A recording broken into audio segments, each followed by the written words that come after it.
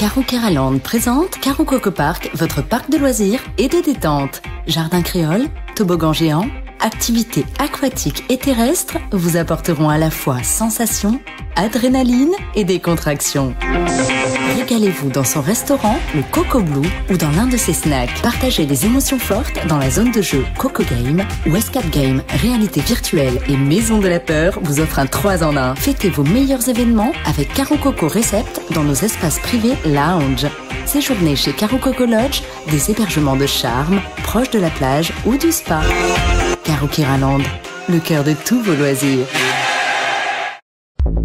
Martinique Actualité.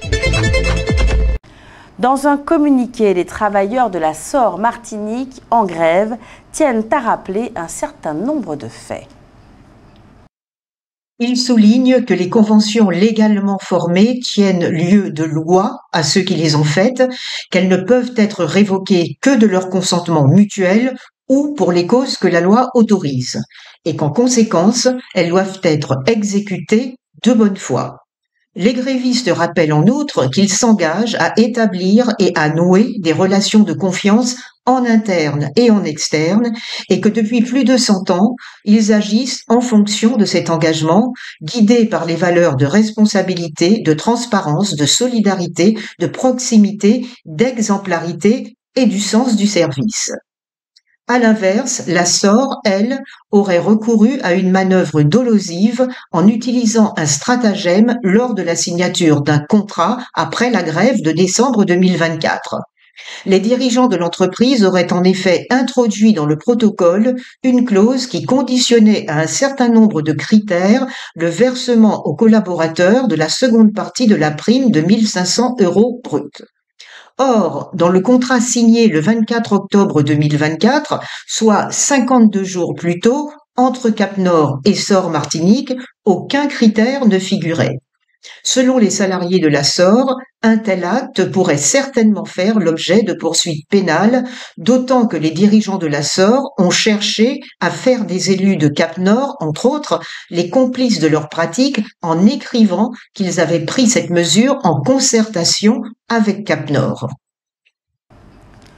De manière plus générale, dans leur communiqué, les grévistes fustigent le comportement de la SOR et de ses dirigeants. Ils affirment que ce refus par une multinationale d'honorer sa signature, d'exécuter de bonne foi un contrat, mais également le non-respect des salariés dont fait preuve un directeur en utilisant l'expression « ces gens-là » pour désigner les travailleurs, sont à l'origine du mouvement social. Les salariés tiennent également à dénoncer l'annonce passée par les dirigeants de la SOR pour recruter du personnel hors de Martinique. Enfin, les grévistes assurent les abonnés privés d'eau depuis plusieurs jours qu'ils savent que cette situation est particulièrement pénible pour eux, d'autant qu'ils la subissent eux aussi. Pour eux, il est trop facile d'en reporter la faute sur les grévistes alors que c'est la direction de la SOR qui en porte la responsabilité.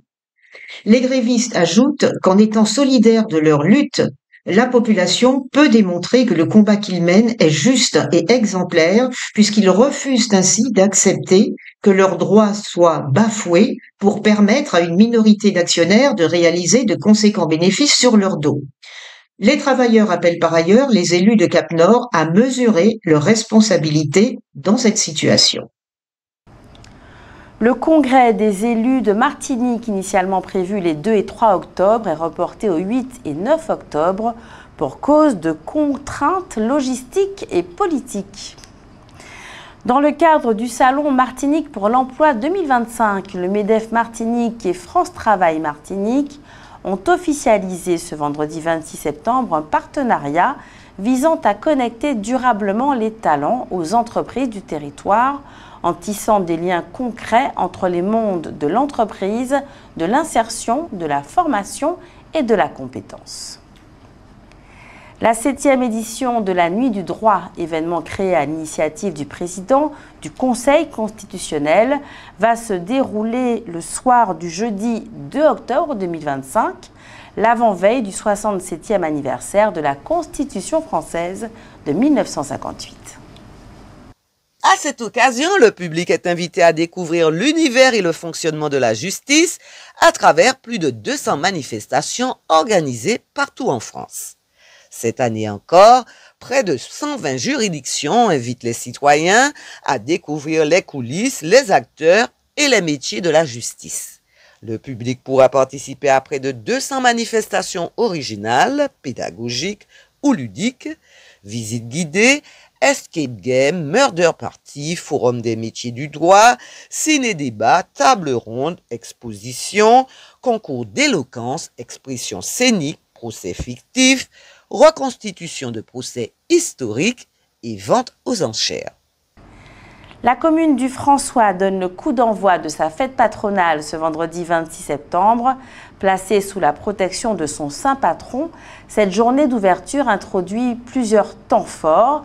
Pèlerinage matinal, messe à l'église, ouverture du village des exposants et animation festive en soirée.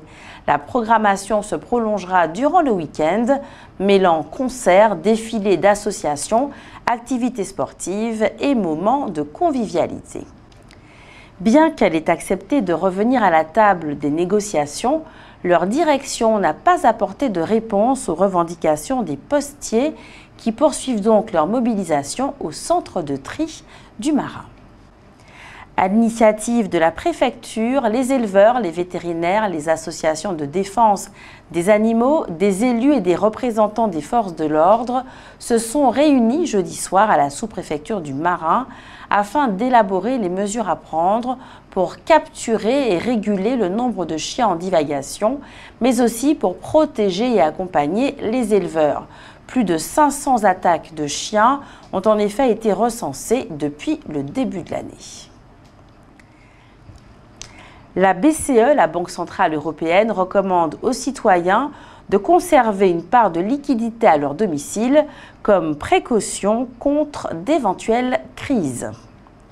Passons maintenant à votre rubrique « Votre avis compte ». Ce soir, vous avez répondu à la question suivante. Savez-vous ce qu'est le génocide par substitution ? Que pensez-vous de ce concept? Moi, je trouve que c'est pas une bonne chose. Pourquoi? Parce que non, c'est-à-dire, je pense que on envoie trop les enfants du pays de l'autre côté et on envoie les métros. C'est ça, c'est pas le bon. Non, du tout. Pour moi, c'est pas le bon. Qu'est-ce que vous faites? Et il faudrait clarifier ça. Je pense que les politiciens, ils auront à faire quelque chose à ça. Hein. C'est tout ce que je veux dire. Hein. Moi, je pense que c'est pas la meilleure des choses. Hein. Puisque, disons que c'est tuer les Martiniquais. Je dirais ça comme ça. Hein. Parfois, il peut être culturel, il peut être biologique, il peut être génétique, c'est la loi de la nature. C'est-à-dire que les gens vivent dans un espace ethno-géographique et culturel. Et avec le temps, par le fait du brassage, de la diversité génétique et biologique, il peut y avoir nécessairement une culture qui disparaît au profit d'une autre. Et en général, lorsque deux cultures se rencontrent, il y a nécessairement une qui fait partie au profit de l'autre. Ben, je pense que ça peut être une réalité en Martinique. Donc, c'est vrai qu'on voit beaucoup de Martiniquais qui partent, de personnes qui arrivent, qui trouvent un travail, qui arrivent à vivre correctement, contrairement à ceux des pays, les natifs. Donc, c'est sûrement vrai. Moi, je pense que c'est un concept qui n'aura pas lieu. Ça m'étonne. Ça sera trop fort. Ça sera trop fort. Ça ne va pas arriver parce que c'est pas, la Martinique nous appartient pas. Alors, je pense pas. Savez-vous ce qu'est le génocide par substitution? Que pensez-vous de ce concept? Le génocide par substitution, je pense que c'est très très compliqué et je suis très pessimiste parce que de ce que je vois aujourd'hui, je vois que nos jeunes s'en vont. La population, elle est vieillissante déjà, moins de naissances, donc moins de jeunes, moins d'habitants de Martiniquais de souche qui vont être en Martinique. Et comme on dit comment dit-on ça encore, que la nature a horreur du vide. Donc je pense que ce vide-là, déjà on le voit. On voit déjà que dans nos frères de la Caraïbe, ce sont nos frères, mais qui sont déjà implantés de plus en plus. Beaucoup de Saint-Luciens, de Dominicains, je n'ai rien contre eux, mais c'est vraiment une réalité. Et les métropolitains qui viennent et qui prennent bien la place et on les voit. Donc, je sais que je me demande, est-ce qu'on va trouver des Martiniquais vraiment de souche, Martiniquais. Eh bien, Voilà. je pense qu'on est en plein là-dedans en ce moment. Et depuis plus de 20 ans, il y a un jeune qui m'avait dit, Tartane n'appartiendra plus aux Tartanais. Alors, je retiens ça. Depuis plus de 20 ans, un jeune me l'avait dit. Voilà. On est en train de remplacer les Antillais par des Européens, des gens venus d'ailleurs, et je trouve ça navrant que personne ne bouge, personne ne se lève, tout le monde, dès que c'est la fête, dès que c'est je sais pas trop quoi, sous le bord de mer, dans les bulles, tout le monde y est. Quand c'est carnaval, il n'y a pas de place en ville, à Fort-de-France. Mais quand il s'agit de se défendre son droit, il n'y a personne. C'est-à-dire que je regarde le temps et je me dis que on a brûlé le cerveau des Antillais. Si certains scientifiques ne veulent pas que leurs enfants aient des antennes, ou des télés, ou des ordinateurs, ou des portables dans leur chambre, c'est parce qu'ils savent que ça vous brûle le cerveau. Hein? Alors c'est ça. Personne n'a la force. Les Antillais sont là en train de dormir dès que c'est la fête, ils sont là. Mais quand il s'agit de se battre pour leur propre légitimité, il n'y a personne. Il n'y a plus personne. Et c'est navrant, c'est bien embêtant, c'est dommage. Outremernews.fr, le site de l'actualité Outre-mer, 24 heures sur 24 et 7 jours sur 7. Retrouvez la chaîne Outremer News sur YouTube.